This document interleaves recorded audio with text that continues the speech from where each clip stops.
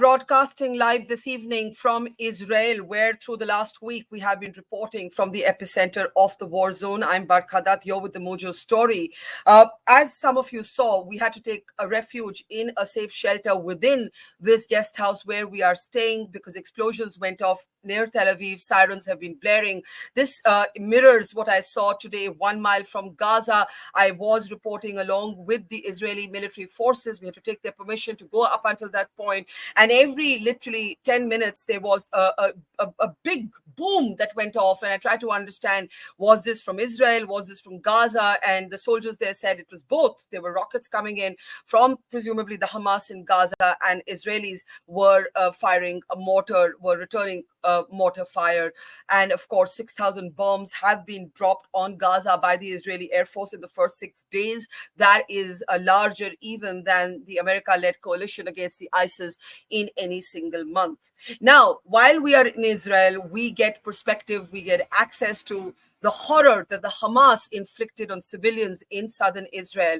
But there is very little direct news coming out of Gaza. International agencies are talking about the humanitarian crisis that is looming, but the IDF, the Israeli Defense Forces, are accusing the Hamas of actually stealing water and fuel supplies from the UN agencies today. And the debate continues over how Israel's right to retaliate can be upheld, as the Americans are doing, without 1.1 million Palestinians who have been asked to relocate within Gaza being made to account for it. To talk about the Palestinian perspective, I want to bring in a very special guest on the program today. We're joined by Aziz Abu Sarah. Aziz Abu Sarah is a TED speaker. He has a very, very interesting profile. He's a National Geographic explorer. He's a writer, and he is above all a peace activist. And we need in these polarizing times somebody who is also willing to talk about peace. So thank you very much, Aziz Abu Sarah, for talking to us. You know, I was watching some of your earlier interviews preparing for this conversation, and I think one of the points you made was that an overwhelming number of Gazans, people who live in Gaza, have never actually met a Jewish person. And I think you were trying to address, how did we get here? So let's start with, how did we get here? Yeah, it's a long story, and you're absolutely right.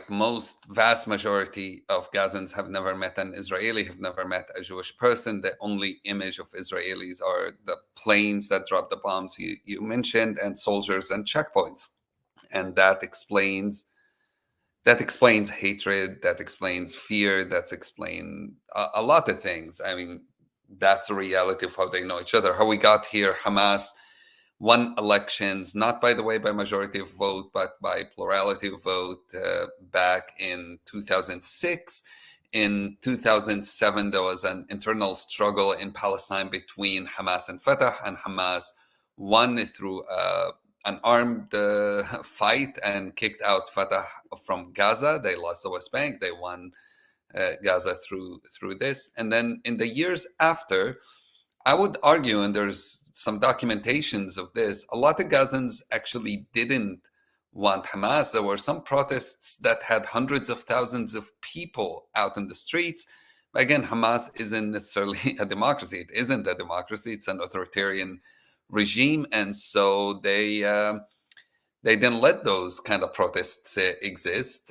And they put people in prison. And when Hamas started getting, I think, popularity a little bit more, and still not, I don't believe everyone in Gaza is a big fan of Hamas in any way, as some people like to project it, but it started getting some popularity because the alternative to Hamas is Fatah in the West Bank, has not been able to really bring anything that the Palestinians can say, oh, here, without armed struggle, without fighting, we can get to a peace agreement, we can get something out of it. If anything, Bibi Netanyahu has openly said that his strategy was to weaken the Palestinian Authority and strengthen Hamas. And in 5 rounds of violence between Hamas and Israel, Hamas was always able to gain something at the end of each one of those rounds, while Fatah wasn't through peaceful means.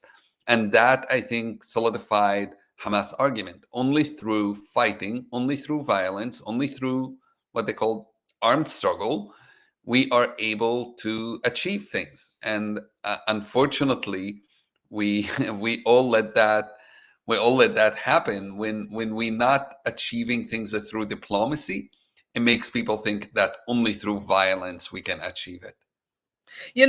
Some of the Israelis that I've been speaking to here make the point that the Hamas killed, quote unquote, left-leaning, left-wing, liberal Israelis. And I was speaking to a woman from London whose parents have been taken hostage by Hamas, and she said that her father used to take Palestinians. He was part of a volunteer group to take Palestinians who were ill to hospitals. There was another gentleman I met who said that his kibbutz, his community, was filled with left-leaning peace activists, pro-peace activists who recognized the right of Palestine to have its own state. And he said, after Hamas came in and killed people like this, how are you going to create a consensus? How are you going to create an enabling environment to say, don't punish civilians? And of course, as I'm talking to you, explosions are going off behind me in Tel Aviv, but of course, bombs have been dropped on Gaza through the last week as well. How does one answer this question? How does one answer this question that they would, go ahead? I have friends. As a peace activist, I have many Israeli friends, and some of them have directly been hit. One of my friends is presumed a hostage in Gaza.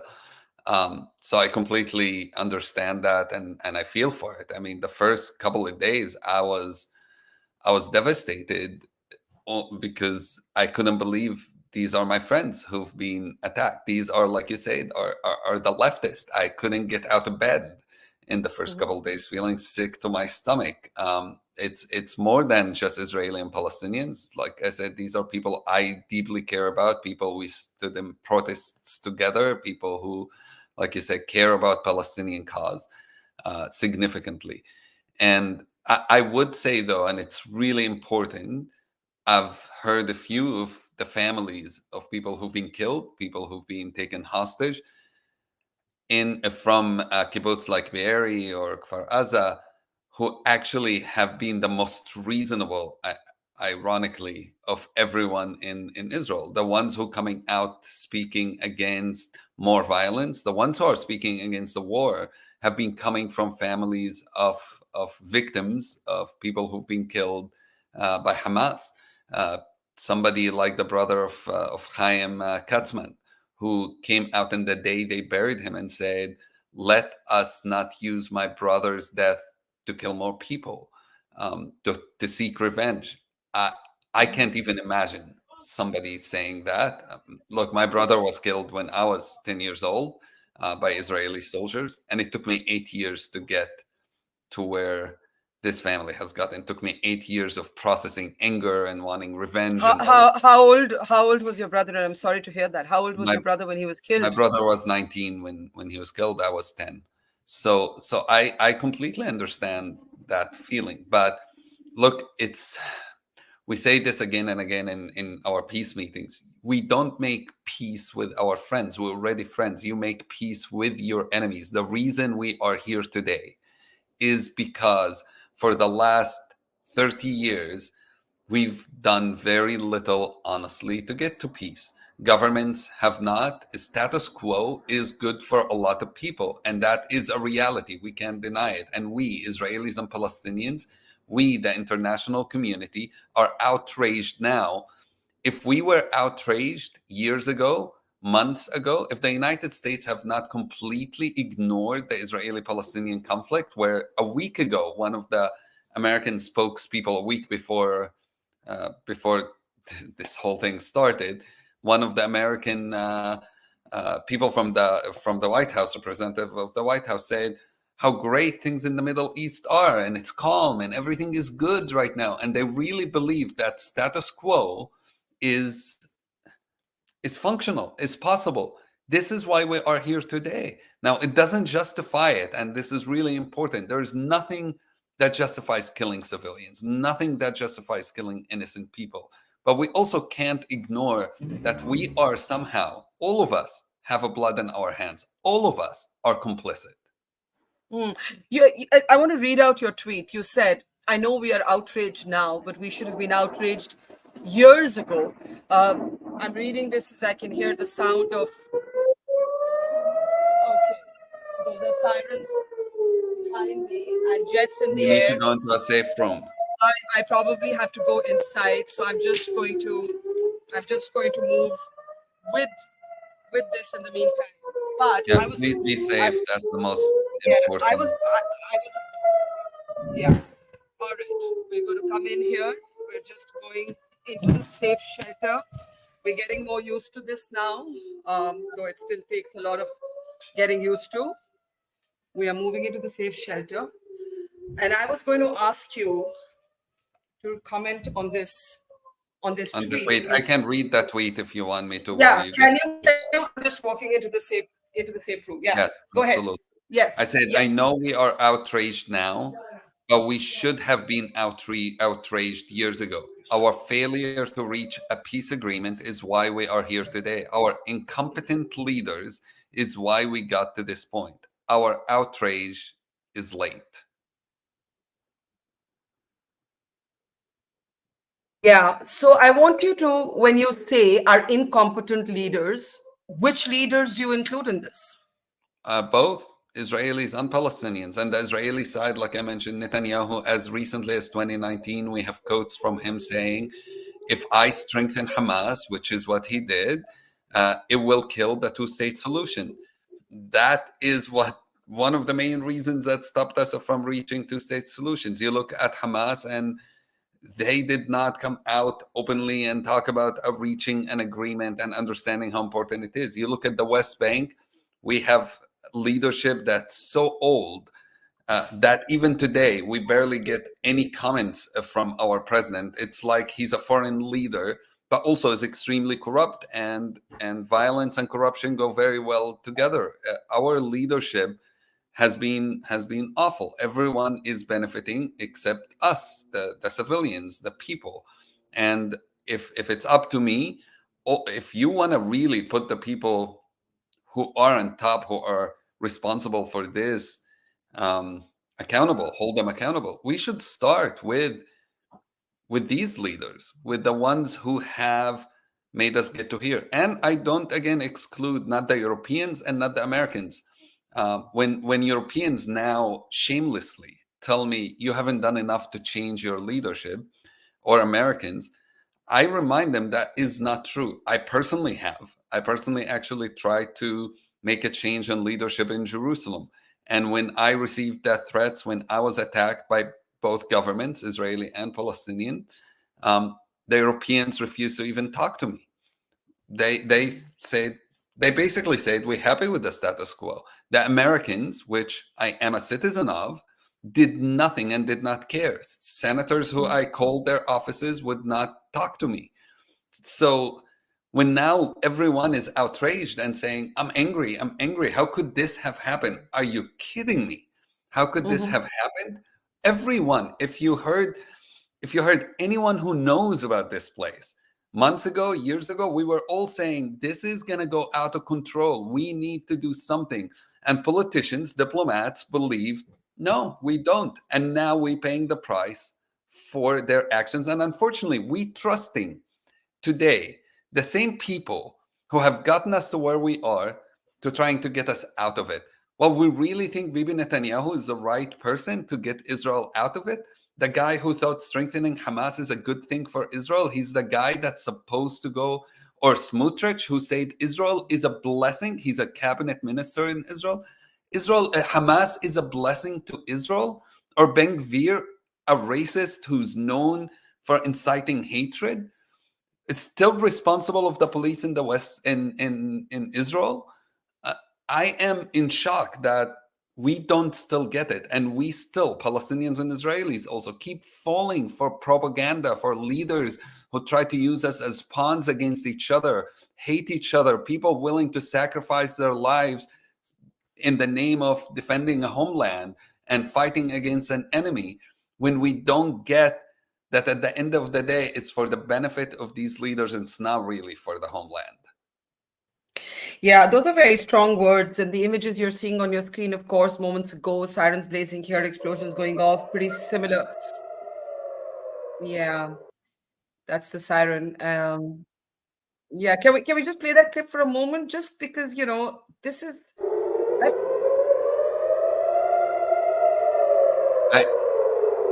Yeah.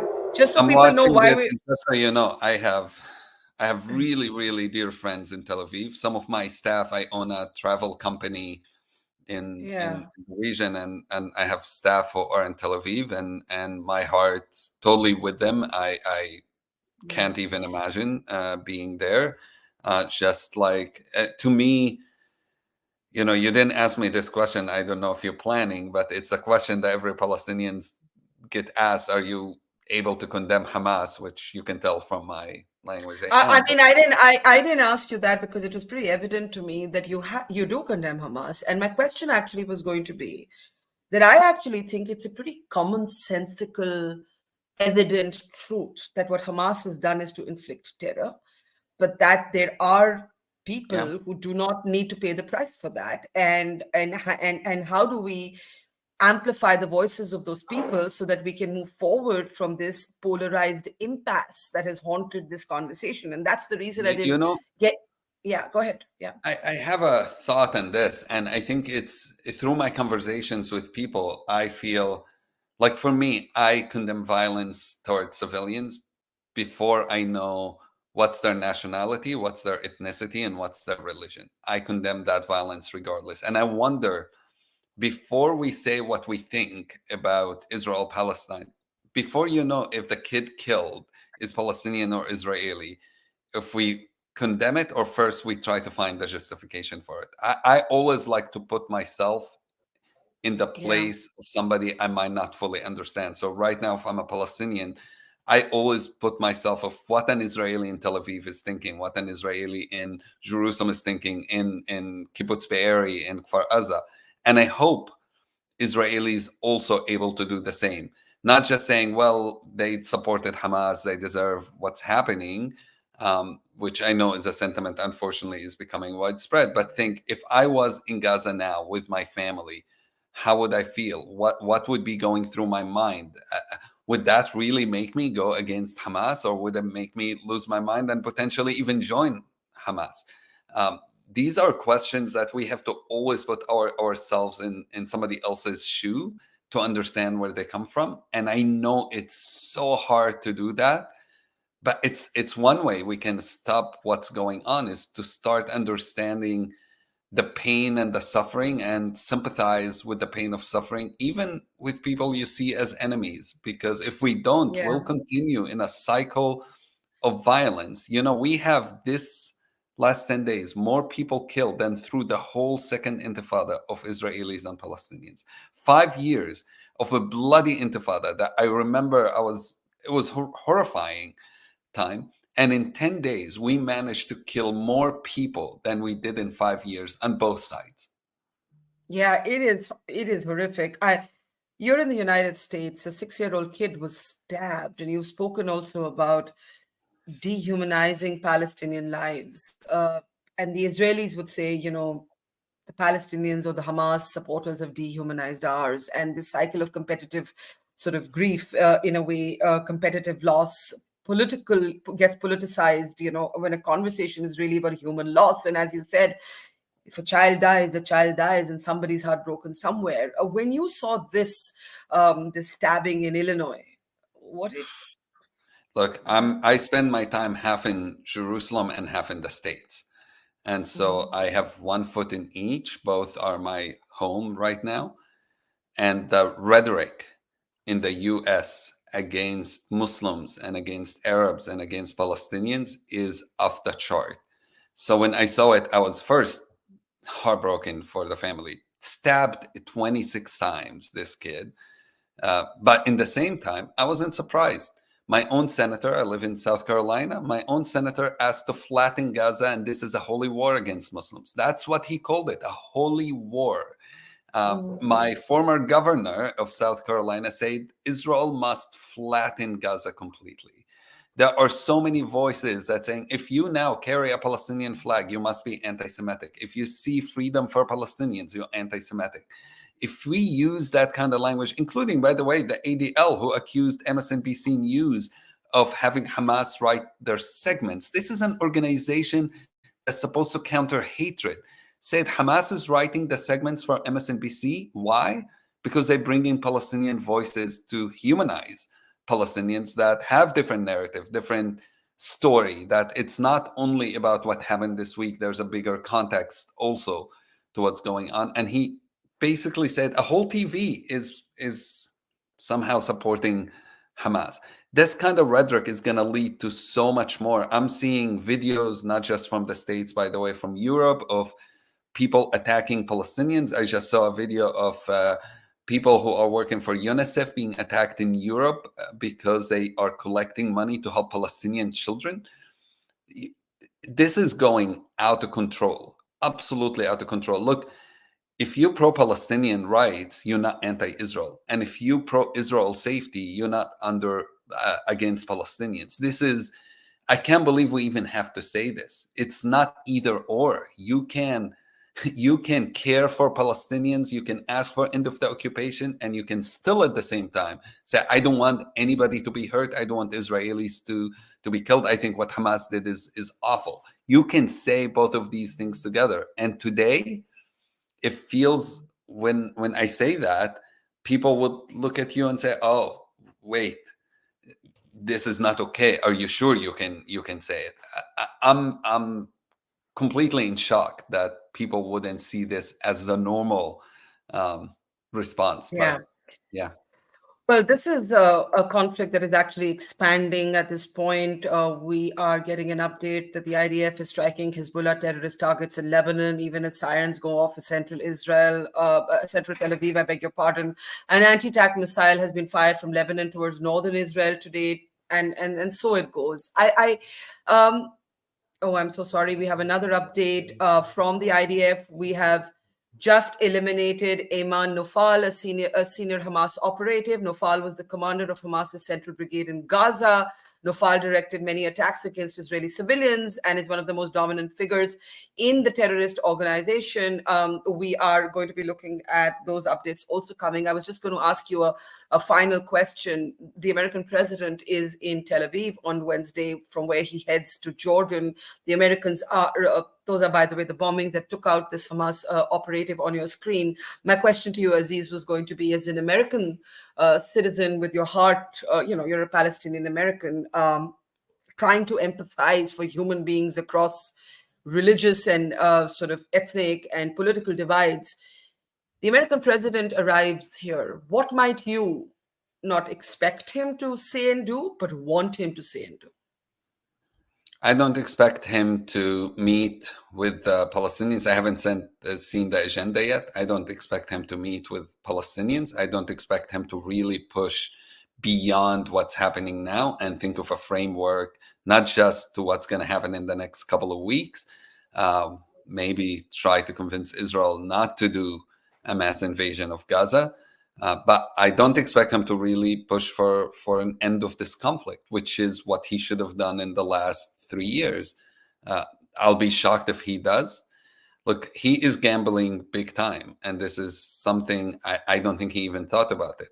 This next election is going to be close. Every poll we're looking, if he's the nominee against Trump, which seems to be the way going, it's going to be really close. One state could make him win and lose.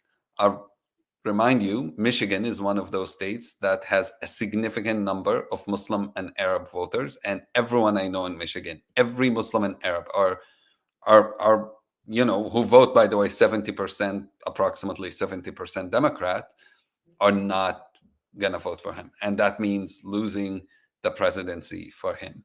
I was appalled in the first couple of days. He has changed his language recently.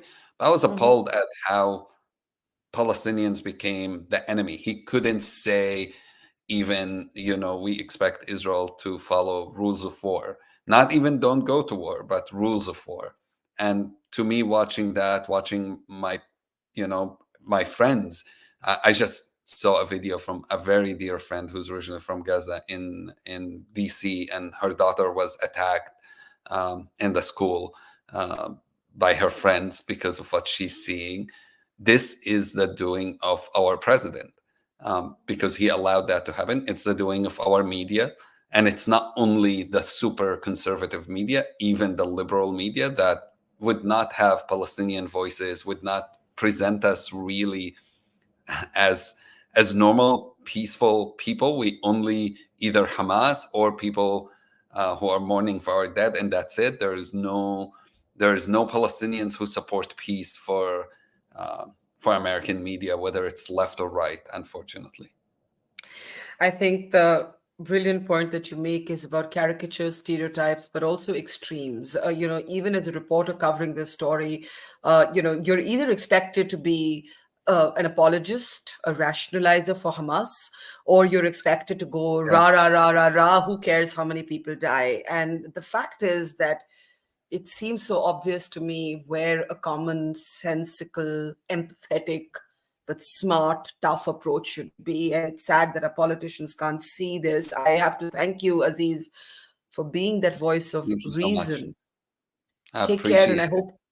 I And hope stay we'll talk safe. some more. Thank you, Yes. and thank you for talking to us. And we are definitely going to reconnect with you as this story unfolds. I wish it weren't unfolding. I wish there was some containment to it, but I think it's going to get a lot worse before it gets any better. Take care. See you soon, Aziz. Thank you for talking to Thank us. you. Bye. Bye.